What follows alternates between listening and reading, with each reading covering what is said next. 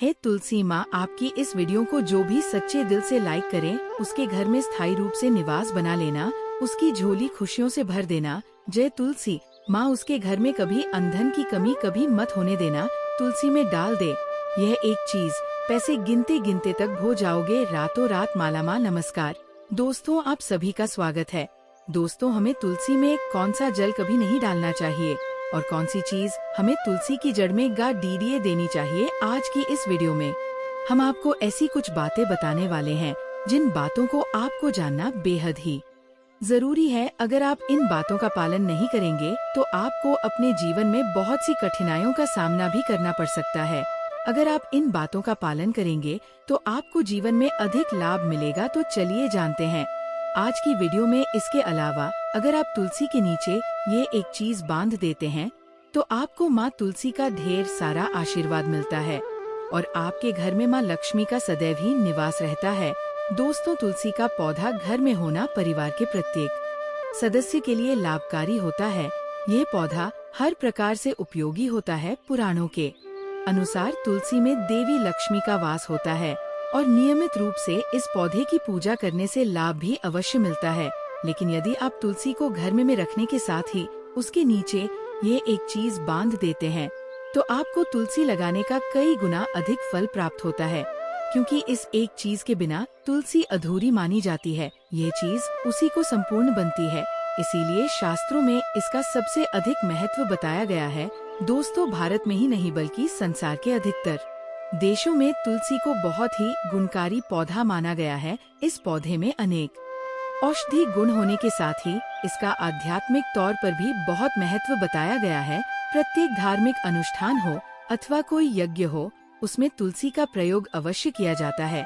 विष्णु पुराण में तुलसी को भगवान विष्णु की पत्नी कहा गया है। इसी कारण से तुलसी जगत जननी है। तुलसी को समस्त देवी देवताओं से वरदान प्राप्त है, जिससे तुलसी के पात्र को अमृत के गुण से युक्त कहा गया है। जिस स्थान पर तुलसी का पौधा होता है वो स्थान पर ब्रह्मा, विष्णु और महेश ज्ञानी की त्रिदेव का निवास होता है और तुलसी की पूजा करने से सभी बात उसी प्रकार से नष्ट हो जाते हैं जैसे सूर्य के उदय होने पर रात्रि का अंधकार नष्ट हो जाता है। शास्त्रों के अनुसार जिन घरों में तुलसी का पौधा सदैव भी हरा भरा रहता है, उसे घर में सुख, शांति और समृद्धि बनी रहती है।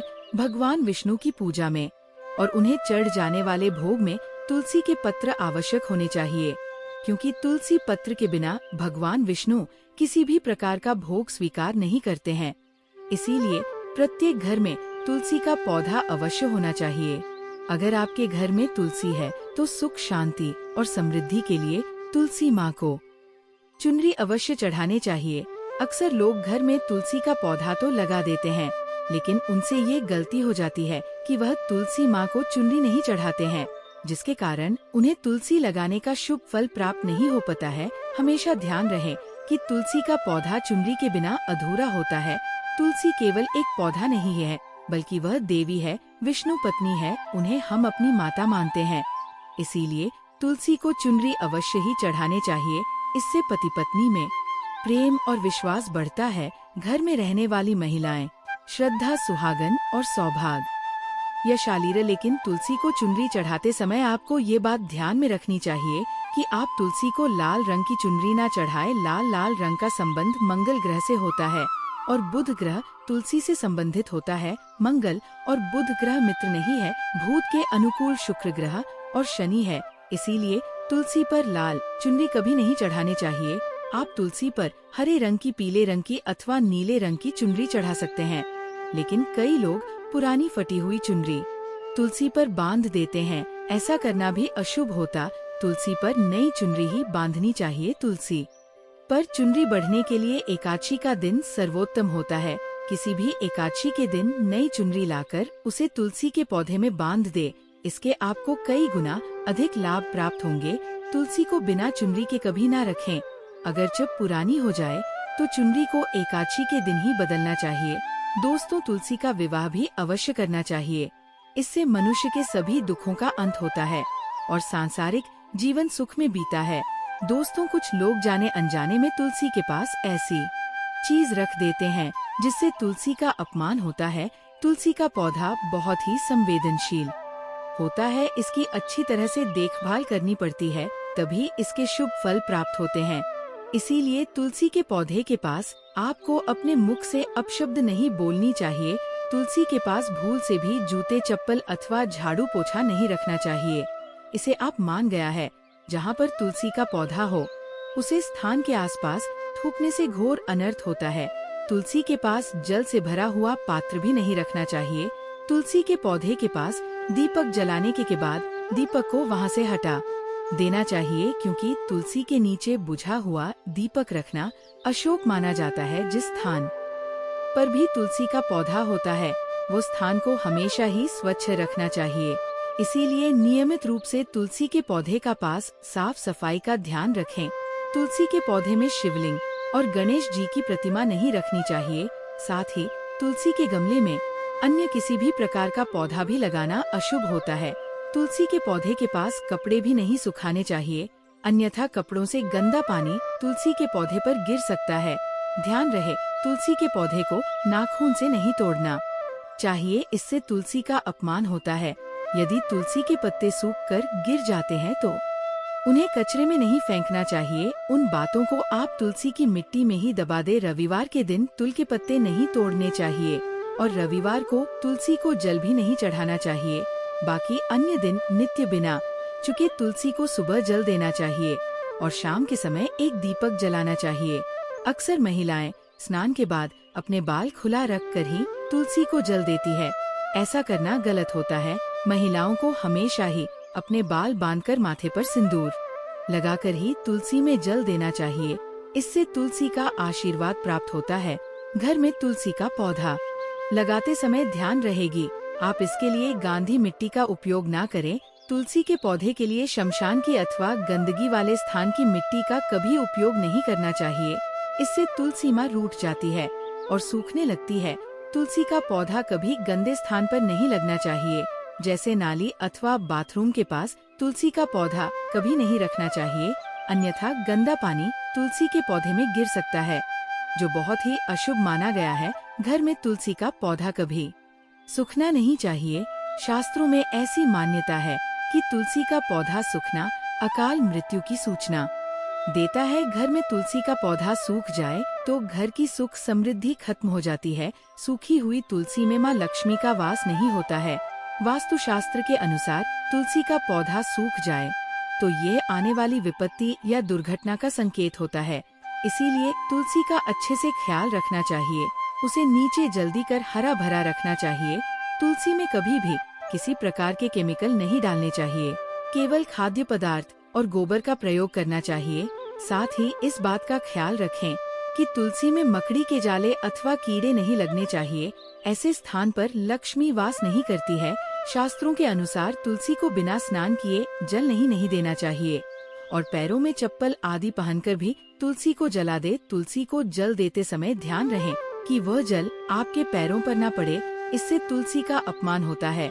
श्री कृष्ण कहते हैं, नित्य तुलसी के दर्शन से मनुष्य को स्वर्ग की प्राप्ति होती है और तुलसी पत्र के सेवन से उसके सभी पाप नष्ट हो जाते हैं। तुलसी का पौधा हमेशा ही घर के सामने लगाना चाहिए। इस पूर्व अथवा उत्तर दिशा में लगाना सबसे अधिक शुभ होता है।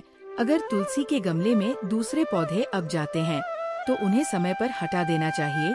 अगर तुलसी के ही अन्य पौधे हैं तो यह पौधे दूसरों को दान में देने चाहिए। कहा जाता है कि जब घर में एक से अधिक तुलसी के पौधे अपने आप उगने लगते हैं तो घर में साक्षात माता लक्ष्मी का आगमन होता है। तुलसी के पास कभी कांटेदार पौधे नहीं रखना चाहिए, इससे तुलसी माँ रूठ जाती है।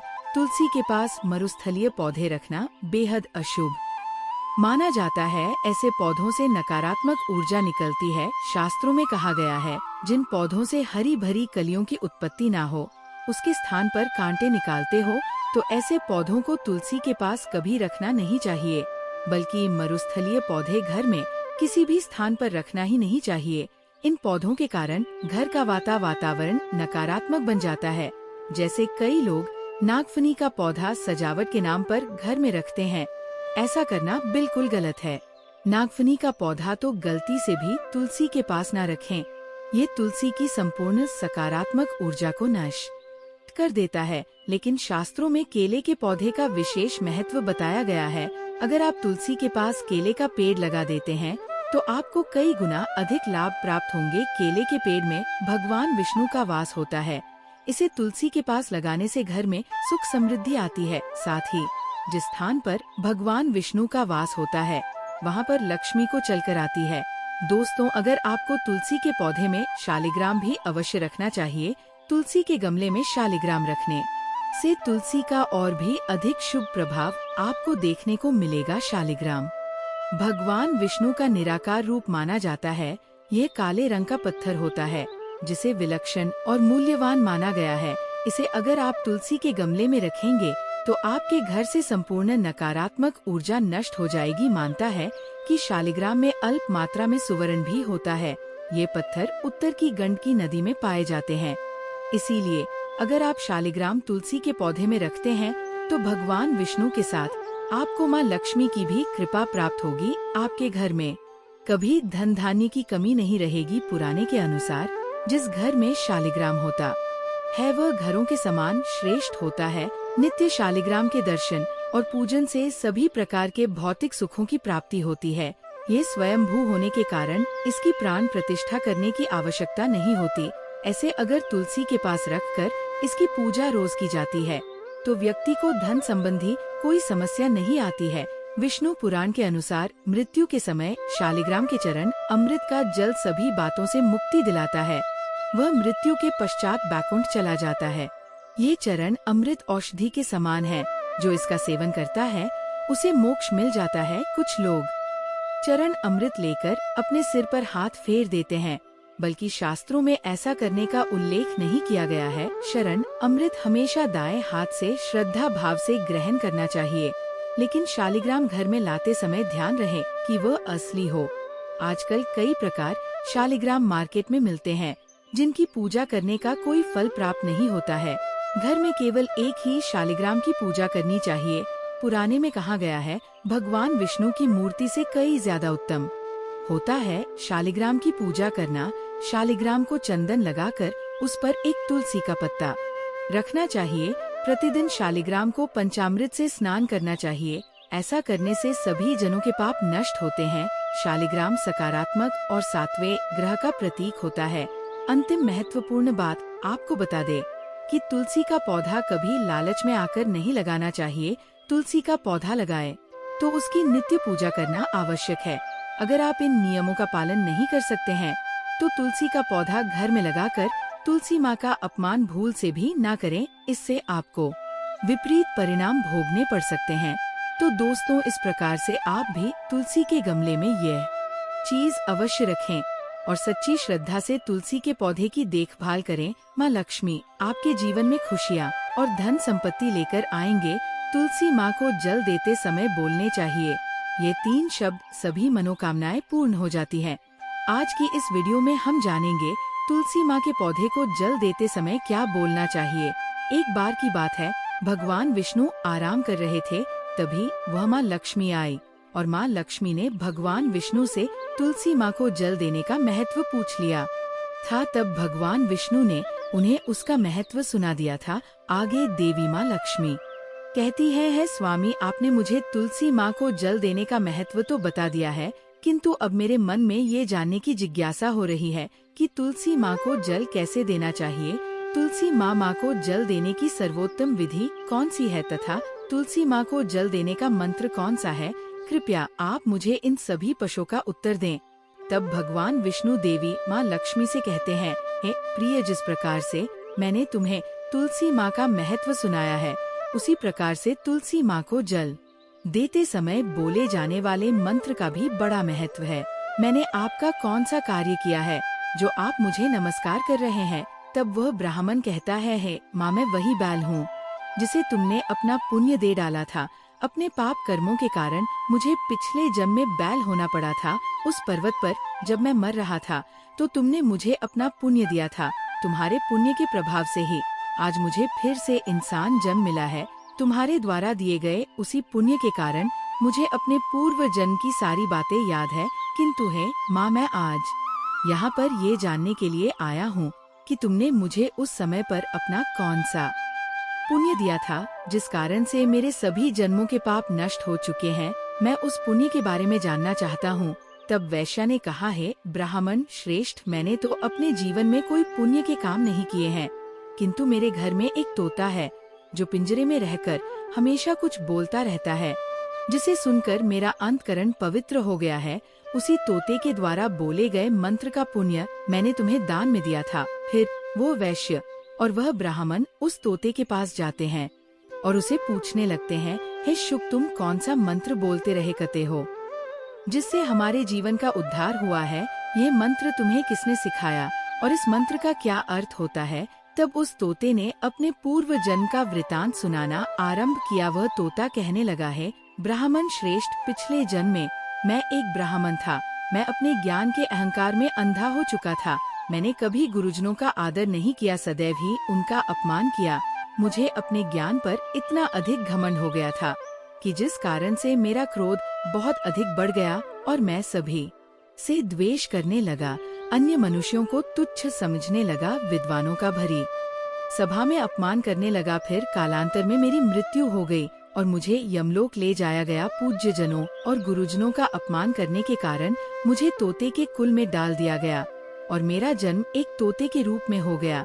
मेरे पाप कर्मों के कारण छोटी अवस्था में ही मेरा अपने माता पिता से हो गया। फिर मैं पेड़ की डाल पर बैठकर रो रहा था तो उसी स्थान से कुछ मुनि जा रहे थे। उन्होंने मेरी दयनीय पुकार सुनी और मुझे लेकर अपने आश्रम में चले गए। वहाँ उस आश्रम पर उन्होंने मुझे एक सुंदर पिंजरे में रखा और मेरा अच्छी तरह से ख्याल रखा। वे मुझे प्रतिदिन भोजन दिया करते थे और पढ़ाते थे। उस स्थान पर वे ऋषि मुनि, उनकी स्त्रियां और बालक सभी प्रतिदिन तुलसी माँ के पौधे को जल देते थे और उसके सामने एक मंत्र का जाप करते थे।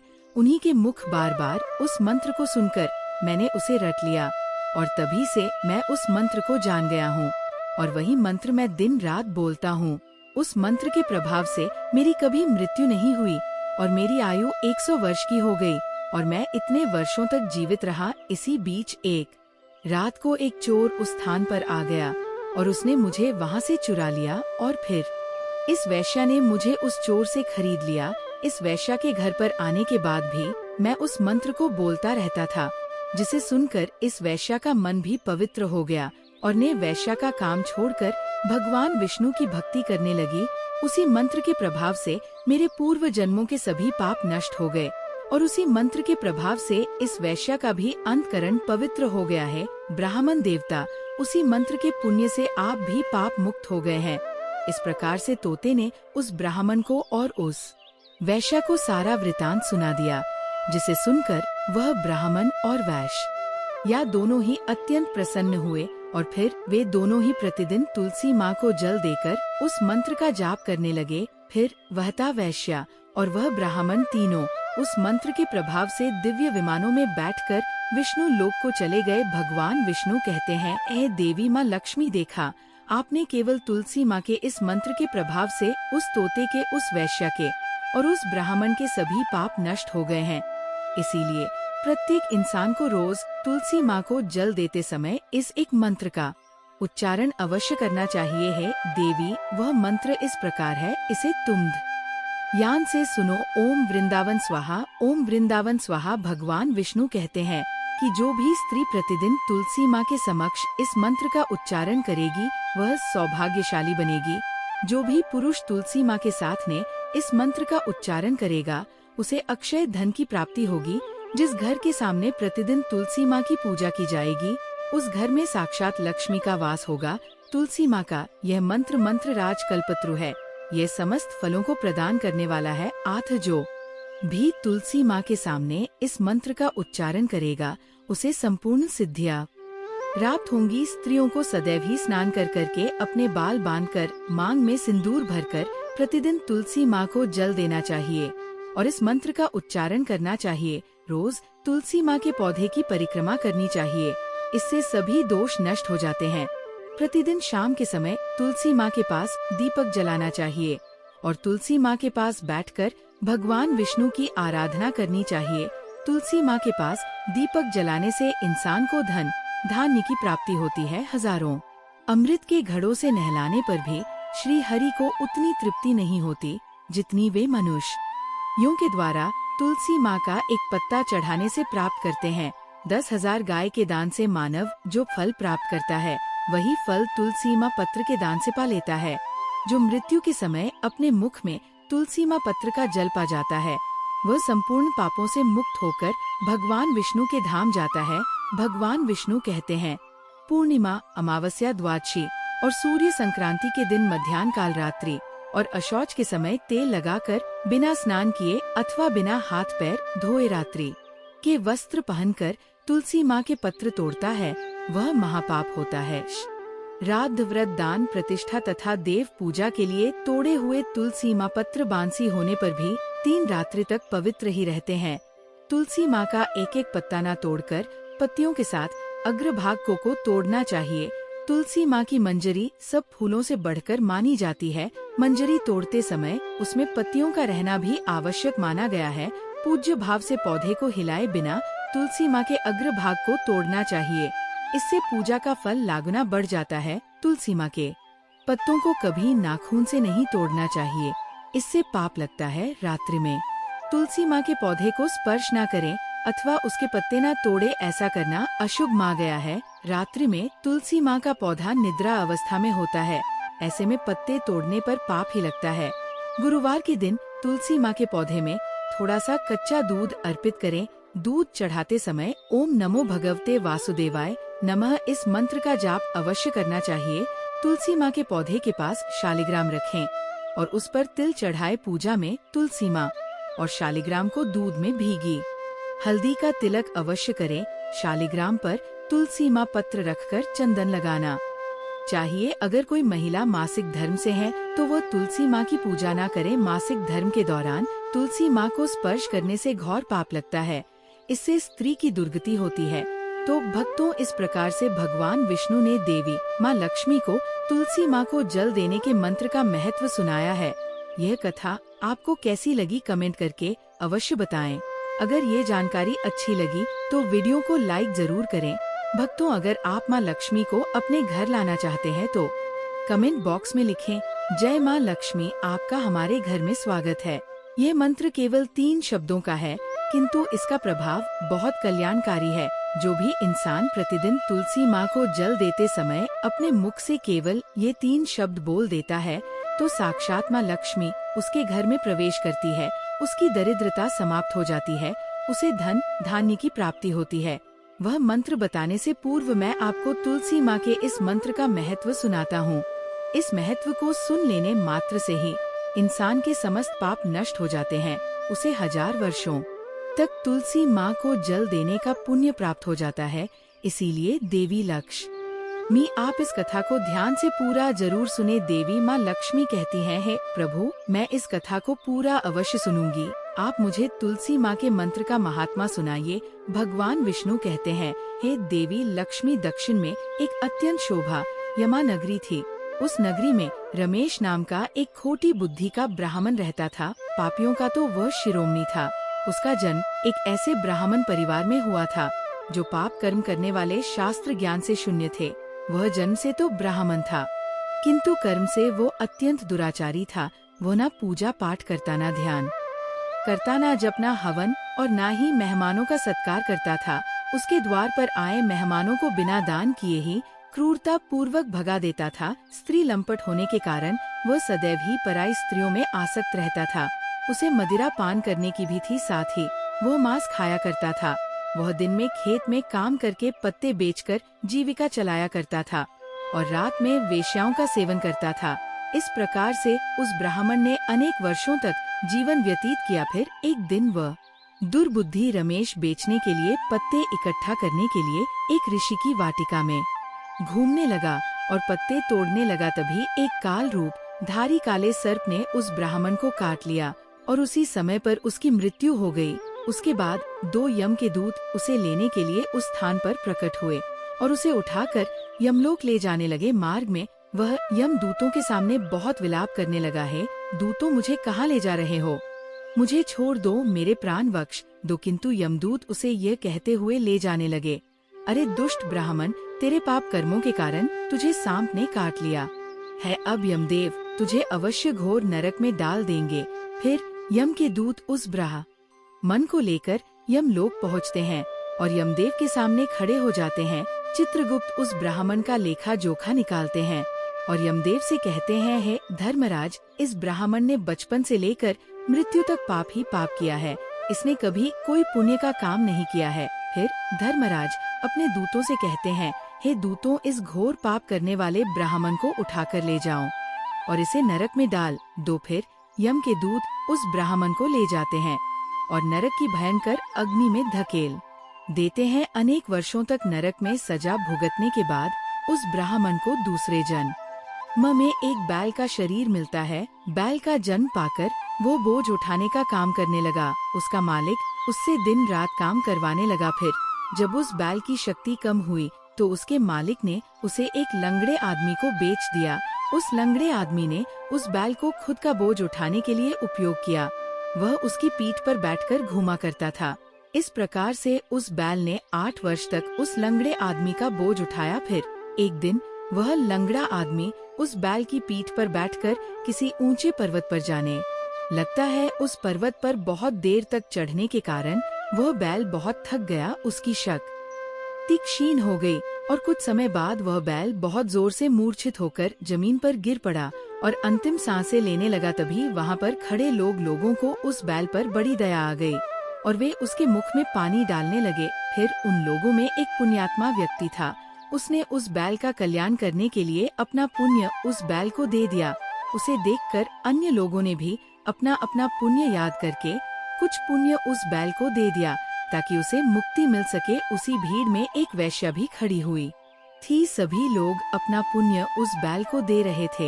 ये देखकर उस वैश्या ने भी अपना पुण्य उस बैल को दे दिया। कुछ देर बाद उस बैल की मृत्यु हो जाती है। फिर उस स्थान पर यमदूत आते हैं और उस बैल के शरीर से उस ब्राह्मण की आत्मा को निकालकर यमलोक ले जाते हैं। यमलोक ले जाने पर उसे यमदेव के सामने खड़ा किया जाता है और फिर चित्रगुप्त उसका लेखा जोखा देखते हैं तो वे आश्चर्य में पड़ जाते हैं। उस वैश्या के द्वारा उस बैल को दिया हुआ पुण्य बहुत बड़ा होता है। उस पुण्य के प्रभाव से सभी जन के पाप नष्ट हो जाते हैं।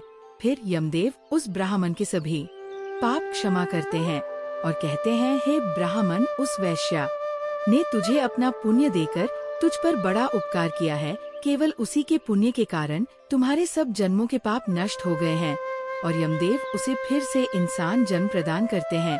इस बार वह पृथ्वी पर आकर एक उत्तम ब्राह्मण कुल में जन्म लेता है। उस महापुण्य के प्रभाव से उसे इस नए जन्म में अपने पूर्व जन्म की बातें याद आने लगती है। जब वह ब्राह्मण बड़ा हो जाता है तो उसे याद आता है कि पिछले जन्म में जब वह बैल था तब एक वैश्य ने उसे उसका पुण्य दे दिया था। इसीलिए उसके मन में उस वैश्या के बारे में जानने की इच्छा होती है और उस महापुण्य के बारे में जानने के लिए उस वैश्या का पता लगाकर उसे ढूंढते हुए उसके नगर में चला जाता है। वह वैश्या अब बूढ़ी हो चुकी थी।